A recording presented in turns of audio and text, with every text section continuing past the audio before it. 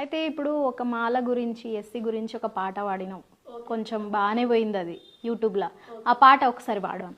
రీసెంట్గా మొన్న సికింద్రాబాద్లో మాలల సభ జరిగినప్పుడు మేము ఒకటి సాంగ్ రికార్డింగ్ చేసి యూట్యూబ్లో పెట్టడం జరిగింది అక్క. ఆ సాంగ్ వాడిన తర్వాత కూడా నన్ను పర్సనల్గా కొన్ని నెగిటివ్ కామెంట్స్ వచ్చినాయి.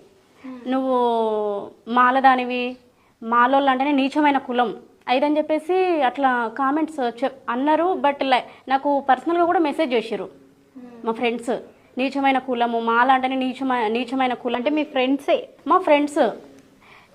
చాలా బాధ అనిపించింది. ఎందుకంటే సరే పర్సనల్గా నన్ను తిడితే కూడా నేను అంత బాధపడకపోయేదాన్ని. జస్ట్ ఒక పాట పాడినాం అంతే. క్యాస్ట్ నుంచి అట్లా చెప్పేసరికి నాకు చాలా బాధ అనిపించింది. ఈ ఎస్సీ మన మాల వాళ్ళ గురించి పాడినటువంటి పాటను మీ ముందుకు తీసుకొస్తాను. పాట. ఓలెత్త గుమ్మడి ఓలెత్త గుమ్మడి మాలోళ్ళం అంటరనులం అంటరే. ఒలెత్త గుమ్మడి ఓలెత్త గుమ్మడి మాలోళ్ళం అంటరనులం అంటరే. ఒలెత్త గుమ్మడి ఓలెత్త గుమ్మడి మాలోళ్ళం దళిత జాతులంటరే.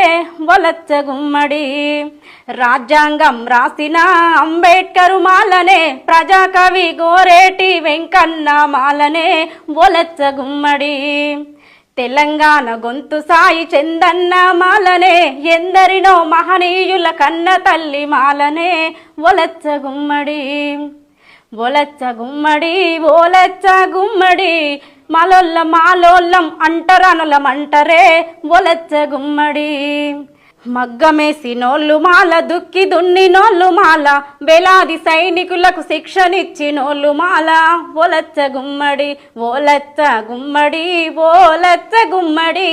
మాలోళ్ళం అంటరనులం అంటరే.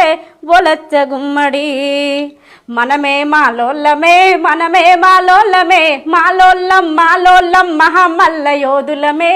ఒలెత్త గుమ్మడి మాలోళ్ళం మహామల్ల యోధులమే. ఒలెత్త గుమ్మడి.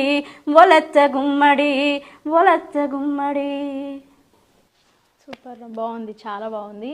అంటే మాలోళ్ళని తక్కువ చేసుడు ఎక్కువ చేసుడు ఇవన్నీ పక్కన పెడితే అందరం ఇండియన్సే. అందరూ ఒక మనిషి రెస్పెక్ట్ చేసుకోవాలా.